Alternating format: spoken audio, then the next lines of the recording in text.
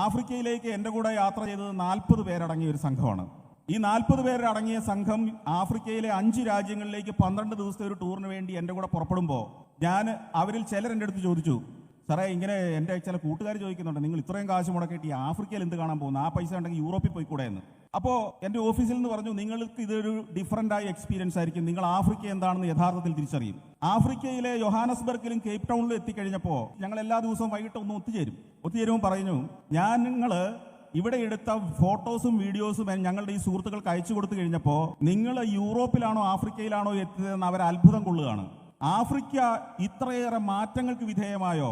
നമ്മുടെ ഈ നാടിനേക്കാളൊക്കെ എത്രയോ ഉയരത്തിലേക്ക്, അല്ലെങ്കിൽ ആഫ്രിക്കയിലെ പല രാജ്യങ്ങളുടെയും, റുവാണ്ടയുടെ, സൗത്ത് ആഫ്രിക്കയുടെയൊക്കെ ഒരു നിലവാരത്തിലേക്ക് കേരളം എത്തണമെങ്കിൽ എത്ര പതിറ്റാണ്ട് കാത്തിരിക്കണമെന്ന അത്ഭുതപ്പെടുത്തുന്ന, അതിശയപ്പെടുത്തുന്ന റിപ്ലൈ ആണ് പലർക്കും കിട്ടിയത്.